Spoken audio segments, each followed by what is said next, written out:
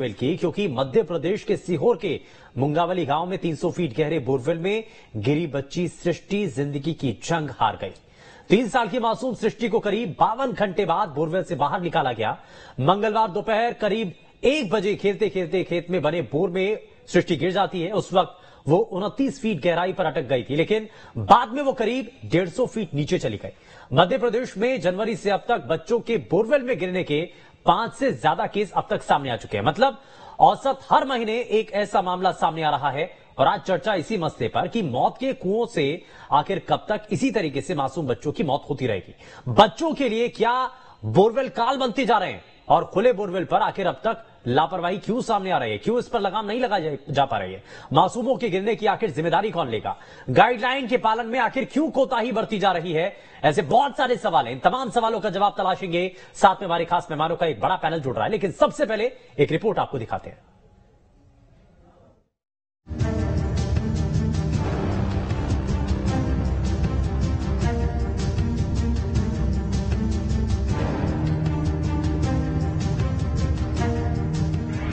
खुले बोरवेल पर आखिर कब तक लापरवाही, मासूमों के गिरने की कौन लेगा जिम्मेदारी, गाइडलाइन के पालन में क्यों हो रही कोताही। जी हां, मध्य प्रदेश में खुले बोरवेल बच्चों के लिए काल बनते जा रहे हैं। पिछले 1 साल में हुए हादसों के ग्राफ को देखें तो मध्य प्रदेश में औसत हर महीने एक बच्चा बोरवेल में गिर रहा है। फिर भी न प्रशासन न आम जनता में जागरूकता का वो स्तर नजर आ रहा है।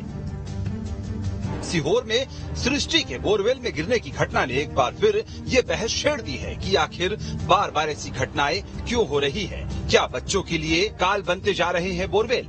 बता दें कि बोरवेल को लेकर बाकायदा सुप्रीम कोर्ट की गाइडलाइन है, फिर भी ऐसी घटनाएं हो रही हैं। आगे बढ़ने से पहले जानते हैं कि खुले बोरवेल का मामला कैसे कोर्ट पहुंचा था। जानकारी के मुताबिक बोरवेल ट्यूबवेल में दुर्घटनाओं के बढ़ते मामलों पर रिट याचिका दर्ज कराई गई थी। 2010 में एडवोकेट जीएस मणि ने सुप्रीम कोर्ट में रिट याचिका दर्ज कराई थी। इसमें दुर्घटनाओं को रोकने में असफल अथॉरिटी के खिलाफ कार्रवाई की मांग की गई थी। सुप्रीम कोर्ट ने अपने 2010 के आदेश पर सभी राज्यों से प्रतिक्रियाएं मांगी थी। 11 फरवरी 2010 को सुप्रीम कोर्ट ने जिला, ब्लॉक और गांव को निर्देश जारी किया था। गांव के सरपंच और कृषि विभाग के एग्जीक्यूटिव की जिम्मेदारी तय की गई थी। सरपंच और कृषि विभाग के एग्जीक्यूटिव के जरिए मॉनिटरिंग की बात कही गई थी। शहरी इलाकों में इस काम को जूनियर इंजीनियर और म्युनिसिपल कॉरपोरेशन को देखना था। तो मामला 13 साल से ज्यादा पुराना है और इस पर संज्ञान लेते हुए सुप्रीम कोर्ट ने बाकायदा गाइडलाइन भी जारी की है। सुप्रीम कोर्ट की गाइडलाइन के मुताबिक कलेक्टर या ग्राम पंचायत को लिखित सूचना देने के बाद बोरवेल की खुदाई हो। खुदाई करने वाली फर्म या ठेकेदार का रजिस्ट्रेशन अनिवार्य होना चाहिए। खुदाई वाले स्थान पर साइन बोर्ड हो और आसपास कटीले तार की फेंसिंग हो। केसिंग पाइप के चारों तरफ कंक्रीट का 0.30 मीटर ऊंचा प्लेटफॉर्म जरूरी है। बोर के मुहाने को स्टील की प्लेट से वेल्ड करें या नट बोल्ट से अच्छी तरह कसें। नलकूप की खुदाई के बाद गड्ढे और पानी वाले मार्ग को समतल किया जाना चाहिए। खुदाई अधूरी छोड़ने पर गड्ढे को मिट्टी, रेत, बजरी से पूरी तरह भरा जाना चाहिए। तो खुले गड्ढों को लेकर सुप्रीम कोर्ट भी सख्त है, लेकिन फिर भी ऐसे मामलों का सामने आना ये बता रहा है कि प्रशासनिक स्तर पर गाइडलाइन को फॉलो नहीं किया जा रहा। मध्य प्रदेश की ही बात करें तो फरवरी 2007 में कटनी में 56 फीट गहरे गड्ढे में गिरने से 2 साल के बच्चे की मौत हो गई थी। नवंबर 2020 में निवाड़ी में 4 साल के प्रहलाद की बोरवेल में गिरने से मौत हो गई थी। अगस्त 2021 में उज्जैन में 5 साल की बच्ची की बोरवेल में गिरने से मौत हो गई। दिसंबर 2021 में छतरपुर में 1.5 साल की दिव्यांशी 80 फुट गहरे बोरवेल में गिर गई थी। 24 घंटे के रेस्क्यू ऑपरेशन के बाद बच्ची को सही सलामत निकाल लिया गया था। फरवरी 2022 में दमोह में बोरवेल में गिरने से 3 साल के बच्चे की मौत हो गई थी, जबकि फरवरी के महीने में ही उमरिया में 4 साल का एक और बच्चा बोरवेल में गिर गया था। 5 दिसंबर 2022 को बैतूल के मांडवी गांव में 8 साल का तन्मय बोरवेल में गिर गया था। करीब 84 घंटे चले रेस्क्यू ऑपरेशन के बाद भी तन्मय को बचाया नहीं जा सका था। 26 फरवरी 2023 को छतरपुर के ललगुआ गांव में 4 साल की नैन्सी 30 फीट गहरे बोरवेल में गिर गई थी। 4 घंटे के रेस्क्यू ऑपरेशन के बाद नैन्सी को सुरक्षित निकाल लिया गया था। 14 मार्च 2023 को विदिशा के खिरखेड़ी गांव में 7 साल का लोकेश बोरवेल में गिर गया था। 24 घंटे के रेस्क्यू ऑपरेशन के बाद भी लोकेश को बचाया नहीं जा सका था। 3 अप्रैल 2023 को रायसेन के भानपुर गांव में 10 साल का आशीष बोरवेल में गिर गया था। हालांकि गनीमत रही कि ग्रामीणों ने तुरंत बोरवेल में रस्सी डाली और बच्चे को बाहर खींच लिया। 6 मई 2023 को बैतूल के सोनतलई गांव में 2.5 साल का बच्चा बोरवेल में गिर गया। ग्रामीणों ने बांस में एक हुक बांधकर बोरिंग में डाला और बच्चे को ऊपर खींच लिया। तो एक के बाद एक ऐसी घटनाओं से साफ है कि सुप्रीम कोर्ट की गाइडलाइन का पालन नहीं हो रहा है, जिसकी वजह से आए दिन कहीं न कहीं इस तरह की घटनाएं सामने आ रही है। ऐसे में बड़ा सवाल यही है कि ऐसे हादसों के लिए जिम्मेदार कौन है, समाज, प्रशासन या फिर दोनों। Team news state. तो ऐसा पहली बार नहीं हुआ, इससे पहले भी कई बार ऐसी घटनाएं सामने आ चुकी हैं जो कई बार सीख दे करके जाती हैं, लेकिन उसके बाद हमने कितनी सीख ली है, कितना हम समझ पाए हैं कि ग्राउंड जीरो पर अभी भी काम करने की जरूरत है। मुख्यमंत्री निर्देश देते हैं लेकिन जमीन पर काम क्यों नहीं नजर आता है, इसको लेकर के कई सवाल हैं। और जो इसमें जिम्मेदार लोग हैं उनके ऊपर एक्शन क्या होगा और क्या आगे कोई दूसरी सृष्टि तो हम नहीं देखेंगे, इसको लेकर के हमें आज यहां इस मंच के जरिए, इस डिबेट से यहां हम संकल्प लेने की कोशिश भी करेंगे। हमारे साथ कुछ खास मेहमान हैं, जरा सबसे पहले आपको मिलवा देते हैं उनसे। भारतीय जनता पार्टी से प्रवक्ता सनवर पटेल जी हमारे साथ कार्यक्रम में और कांग्रेस पार्टी से प्रवक्ता अजीत भदौरिया जी कार्यक्रम में जुड़ चुके हैं। दोनों का ही बहुत स्वागत है। लेकिन सवाल सनवर पटेल जी, शुरुआत आपसे ही कर रहा हूं, क्योंकि सरकार से हर कोई उम्मीद लगा करके बैठा है कि ऐसी घटनाएं कम से कम ना हो, लेकिन हर बार जब ऐसी घटनाएं होती हैं शुरुआत में कुछ एक्शन देखा जाता है, उसके बाद वापस सब कुछ ठंडे बस्ती में चला जाता है। सवाल वापस से वही है सर, कब तक ऐसे बच्चे अपनी मौत को दावत देते रहेंगे? कहीं घर से बाहर निकले, खेल रहे हैं और बोरवेल में जाकर के गिर रहे हैं, उनकी मौत हो जा रही है। कब तक ऐसे चलता रहेगा? हम कब तक रोक पाएंगे उसको? निश्चित रूप से बहुत अच्छा सवाल और बहुत ही अच्छे विषय पर आपने डिबेट रखी है सुधांशु जी। ये बहुत ही मार्मिक विषय है। देखिए, इससे बुरा कुछ हो नहीं सकता कि हमारा नौनिहाल एक लापरवाही का शिकार हो जाए। अब लापरवाही किस स्तर पर हो रही है, क्यों हो रही है, उन पर क्या कार्रवाई की जा रही है, उन पर क्या कार्रवाइयां की गई है, इसकी एक लंबी सूची है। मध्य प्रदेश की सरकार इस मामलों में संजीदा सरकार है, फिक्रमंद सरकार है। मध्य प्रदेश की सरकार ने जहां जहां इस प्रकार के मामले हुए हैं, न केवल बोरिंग मशीन पर और बोरिंग मशीन के मालिक पर, बल्कि उस खेत के या उस खलिहान के मालिक पर भी केस दर्ज करने का काम किया है। लेकिन फिर भी ये घटनाएं हो रही है। मुझे लगता है कि इसमें और भी हमको जन जागरण की आवश्यकता है।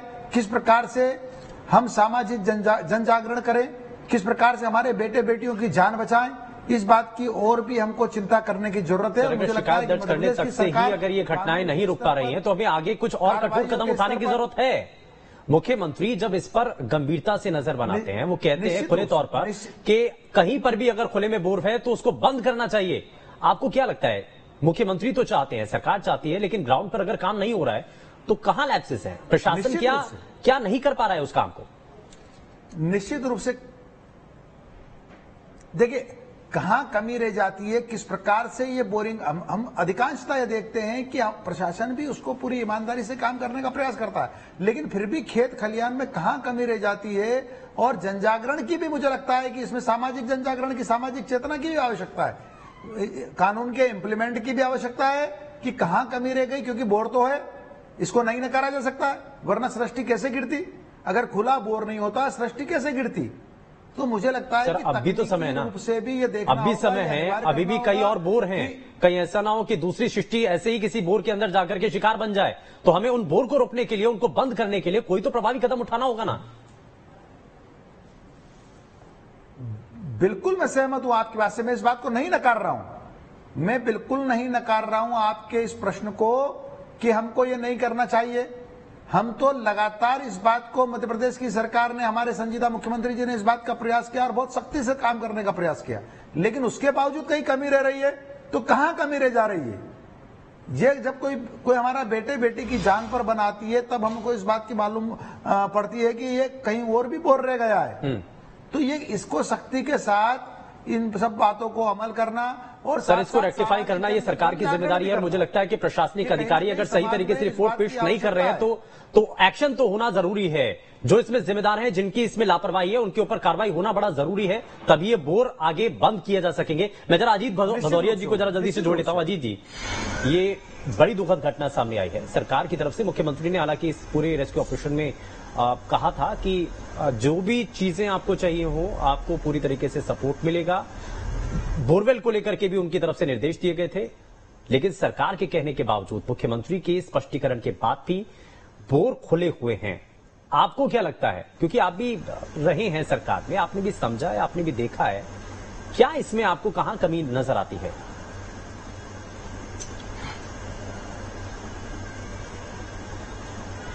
देखिए शुभेंदु जी, सबसे पहले तो मैं मध्य प्रदेश कांग्रेस कमेटी के तरफ से नादान सृष्टि का जो जीवन समाप्त हुआ है उसको सादर श्रद्धांजलि अर्पित करता हूं और ईश्वर से प्रार्थना करता हूं कि उनके परिजनों को इस दुख की घड़ी में ये दुख सहन करने की शक्ति प्रदान करे। अब आएंगे, अगर अपन चर्चा करेंगे कि ये बोर खुले हैं, ये प्रशासन, एक मैं थोड़ा टेक्निकल उस पे जाऊंगा, प्रोसेस पे। हाँ। कोई भी किसी भी जगह मध्य प्रदेश में अगर बोरिंग होती है तो सबसे पहले संबंधित अधिकारी से शुभेंदु जी उसकी परमिशन ली जाती है। एसडीएम हमारे यहाँ परमिट करता है, आवेदन लगता है, एसडीएम परमिशन देता है कि फलानी जगह पे आपको फलानी जगह बोर करना है। अब बोर होता है, उसके बाद उसकी कोई मॉनिटरिंग नहीं होती। ये क्यों नहीं होती मॉनिटरिंग? क्योंकि जो अधिकारियों की जो प्रशासनिक क्षमता है उस क्षमता के आधार पर ये सरकार पोस्टिंगें नहीं करती फील्ड में। ये पोस्टिंगें अंडर द टेबल के माध्यम से पोस्टिंगें होती है, लिफाफों के माध्यम से पोस्टिंगें होती हैं। इसलिए अधिकारियों का उद्देश्य, आप ये बड़ा आरोप लगा रहे हैं, आप अधिकारियों के ऊपर सवाल उठा रहे हैं, आप ये कह रहे हैं कि अधिकारी सही तरीके से काम नहीं कर रहे हैं। के काम को करने के लिए बिल्कुल नहीं होती। अरे एक बेटिया हमारे, मैं आ रहा हूँ, मैं आपसे निवेदन कर रहा हूँ, मैं आ रहा हूँ। कांग्रेस हर बात आज अगर सुनिए मेरी, अब आप मेरी बात तो देखिए, डिस्टर्ब नहीं करिए। शुभेंदु जी ये गलत बात है। नहीं, शुभेंदु जी ये गलत बात है, आप इनको माइक इनका डाउन करिए। मैं आपसे आग्रह करूंगा कि अगर किसी गांव में बोर की परमिशन होती है, वहां पता है, एसडीएम एक कॉपी वहां के संबंधित सेक्रेटरी को पहुंचा दे, एसडीएम कार्यालय वहां के सचिव को पहुंचा दे कि इस अच्छा जी जी, मुझे एक चीज बता दीजिए, इसकी आप एक चीज बता दीजिए मुझे, मैं आपकी सारी बात मान रहा हूँ। आप जिस गांव में रहते हैं, आप जिस क्षेत्र में रहते हैं, अगर आपके घर के आसपास कोई बोर नहीं है क्या? आपने कितनी शिकायत कर दी है? आपने शिकायत की आपके घर के आसपास कोई बोर है तो उस खुले बोर को लेकर के जानकारी दी क्या? नहीं, शिकायत सुनिए, आप मेरी एक मिनट बात। हाँ, नहीं, मेरी एक बात सुनिए ना, आप शिकायत तक क्यों आ रहे हैं? नहीं तो एक्शन कैसे होगा सर? आप जब तक कुछ खुले बोर के बारे में जानकारी नहीं मिलेगी, एक्शन कैसे होगा? यही तो कारण है सर कि उन खुले बोर के बारे में पता ही नहीं चल पाता है। अरे मेरी बात तो सुन लीजिए, बताइए सर, बात तो सुनिए, आप मेरी बात तो सुन लीजिए। आप बात ही नहीं सुनना चाहते। आप बात सुनेंगे तब मैं उसको बताइए सर, बताइए, आपको सुनने के लिए। आपने बोर की परमिशन दी, एसडीएम ऑफिस ने संबंधित ग्राम पंचायत के सचिव को, सुनिए, संबंधित ग्राम पंचायत के सचिव को एक और चिट्ठी पहुंच जाए, उसकी कॉपी, वो उसकी मॉनिटरिंग करेगा। खाली बोर रहेगा तो उसको पटराई होगा तो उसको बंद करवा दिया जाएगा। ये सब सिस्टम है। ये कांग्रेस पार्टी ने जब देश आजाद हुआ था तब से गांव-गांव में ये सिस्टम डेवलप कर दिया। ये कैसे, जब शिवराज सिंह जी की सभा होती है, कैसे गांव से अपनी जनता भीड़ भरवा लेते हैं, सेक्रेटरी और मास्टरों के माध्यम से, शिक्षकों के माध्यम से, क्यों नहीं बोरों की? और ये तो सुप्रीम कोर्ट की गाइडलाइन है। ठीक है, सुप्रीम कोर्ट की गाइडलाइन का अनुपालन नहीं कर पा रही एक्शन ले रहा हूं। उसके बाद रोबोटिक एक्सपर्ट दीपक गर्ग जी भी हमारे साथ कार्यक्रम में जुड़ चुके हैं। दीपक जी बहुत स्वागत है। मैं वापस आ रहा हूं, अजीत जी मैं वापस आता हूं। आपने कई सवाल उठाए, जरा उनका जवाब भी ले लेते हैं। सनवर पटेल जी जरा जवाब दीजिए। वो कह रहे हैं कि जब कोई भी शिकायत आप अधिकारियों के लेवल पर आकर के कहीं कमी आ जाती है, आपको सपोर्ट नहीं मिल रहा है क्या? किसी भी ग्राउंड रिपोर्ट में कहीं अगर बोरवेल खुला हुआ है तो उसके बारे में पता क्यों नहीं चल पाता है? आप भी कह रहे हैं कि ये बाद में पता चलता है कि साहब वहां पर भी बोर है, तो ऐसा थोड़ी है कि अधिकारियों की निगाह से कैसे बच जाएगा? कलेक्टर हो, ग्राम पंचायत हो, वहां से परमिशन तो मिलती है ना, उनको पता नहीं है कि कहां पर बोर हो रखा है। देखिए सिद्धांशु जी, ये जो मुद्दा है ये बहुत मार्मिक है और इस पर भी कांग्रेस के प्रवक्ता को सिर्फ कांग्रेस और भारतीय जनता पार्टी करना है। यहाँ बेटी का उनको दर्द नहीं है।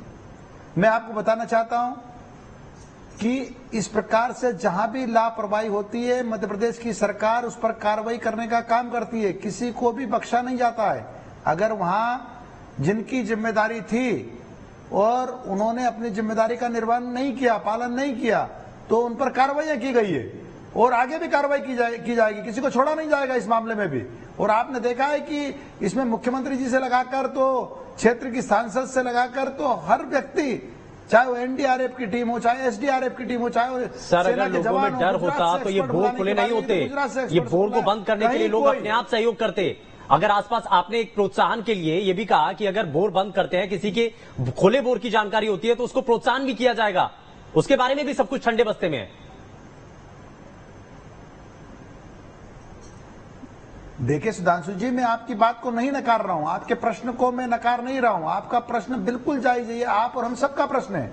कहां कमी रह रही है, समाज को भी इसमें जन जागरण की आवश्यकता है। जिस प्रकार से आपने अजीत जी से बोला या मुझसे भी आप ये बात बोल सकते हैं कि आपने कितने बोर्स की सूचना दी। हम भी ग्रामीण परिवेश के लोग हैं, हम भी इस बात की चिंता करते हैं, आखिर ये बोर बड़ा कैसे हो जाता है, बोर के बाद क्यों बंद नहीं किया जाता है, क्यों लोहे का केसिंग निकाला जाता है। निश्चित रूप से आपका प्रश्न सही है। चलिए जरा मैं टेक्निकल पहलू पर आ जाता हूं, जरा तकनीकी रूप से इसमें क्या चीजें रही हैं और अब बार बार सवाल भी उठ रहे हैं। मैं जरा वापस आता हूं, दीपक गर्ग हमारे साथ, रोबोटिक एक्सपर्ट भी हमारे साथ हैं, जरा वो बताएंगे, समझाएंगे कि कैसे ये सब कुछ काम होता है। दीपक गर्ग जी, इस पूरे ऑपरेशन को आपने देखा होगा, शुरुआत में कहा जा रहा था कि रोबोटिक टीम आई और बहुत सारे लोगों का ये कहना है कि शुरुआत में अगर रोबोटिक टीम आ जाती, सही समय पर आ जाती, गुजरात से उनको बुला लिया जाता, तो शायद बच्चे को बचाने में सफलता मिलती। आपको इसमें क्या नजर आता है और परिस्थिति क्या होती है जब कोई बच्चा बोरवेल में गिर जाता है, कितनी गहराई में है, क्या वहां पर आसपास का माहौल है, ये सभी चीजें देखी जाती हैं सबसे पहले? सर बिल्कुल, यहाँ पे पहला नंबर तो मैं ये बताना चाहूंगा, रोबोटिक्स टेक्नोलॉजीज को इंडिया को छोड़ के बाकी जो भी डेवलप कंट्री है वहां पे हर जगह यूज किया जाता है। और जब भी ऐसी कोई वहां पे दुर्घटना घटती है तो इमीडिएटली उस रेस्क्यू ऑपरेशन को रोबोटिक्स टेक्नोलॉजी के माध्यम से उसको सॉल्व कर लिया जाता है। बट आज तक जितने भी बोरवेल की घटना हमारे जब से 20 साल से देखते आ रहे हैं, तो कहीं पे भी रोबोटिक्स टेक्नोलॉजी को इंडिया में यूज ही नहीं किया जा रहा, सिर्फ मैनुअली ऑपरेशन किए जा रहे हैं, जिससे क्या है कि बहुत बच्चों की जान जा चुकी है। मैं जल्दी से सवाल करूंगा सर, इसके पीछे कारण क्या है? रोबोटिक्स टेक्नोलॉजी को क्यों हम इसको अपनाते नहीं है, इसके पीछे कारण कारण तो गवर्नमेंट इसको इम्प्लीमेंट नहीं करना चाह रही। गवर्नमेंट इसको इम्प्लीमेंट नहीं हो रहा सर, टेक्नोलॉजीज है बट इम्प्लीमेंट नहीं हो रहा है। तो क्योंकि अब ये तो गवर्नमेंट को पता है कि लाइक वो एनडीआरएफ की टीम या जो भी मैनुअल ऑपरेशन ही क्यों ऑपरेट करती है, क्यों उसको पहल नहीं दी जाती हमारे देश में टेक्नोलॉजी को। बाकी सारी कंट्रीज इस टेक्नोलॉजी को अडॉप्ट कर चुकी हैं और ये सक्सेसफुल, इसके रिजल्ट भी आपको ये लगता है दीपक गर्ग जी कि अगर शुरुआत में ही बच्चे को बाहर निकालने के लिए, सृष्टि को बाहर निकालने के लिए अगर रोबोट की जरूरत अगर नजर आ रही थी, अगर रोबोट का इस्तेमाल किया जाता शुरुआत में ही, तो क्या बच्ची को बचाया जा सकता था? जरा जल्दी से जवाब।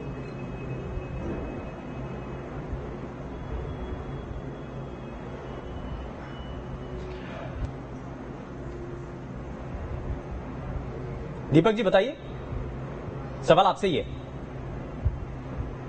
बिल्कुल सर, पॉसिबल है, ये बचाया जा सकता है अगर टेक्नोलॉजीज का यूज किया जाए। आजकल सर देखो, मैं आपको एग्जांपल देता हूँ, यहाँ पे सीवरेज क्लीनिंग करने के लिए रोबोट आ चुके हैं, लेकिन डर यहाँ पे मतलब वहां पे चीजें हो रही है, क्या होता है कि मिट्टी भी बुरबुरी होती है वहां की। मैं कह रहा हूँ ना कि परिस्थितियां कैसी है, वहां की मिट्टी कैसी है, सभी चीजें निर्भर करती है। कहीं ऐसा ना हो कि कोई खतरा बन जाए, जो जिस बच्चे को आप बाहर निकालने के लिए प्रयास कर रहे हैं, कहीं ऐसा ना हो वो और मुश्किल में फंस जाए, जैसा हुआ भी। हुक के जरिए बाहर निकालना था लेकिन हुक टूट गया, वापस से बच्चा नीचे गहराई में चला गया। चलिए खैर, माफी के साथ रुक रहा हूं, बहुत शुक्रिया तीनों खास मेहमानों का कार्यक्रम में शामिल होने के लिए। लेकिन तीसरे दिन बोरवेल से जब बच्ची को बाहर निकाला गया तो बच्ची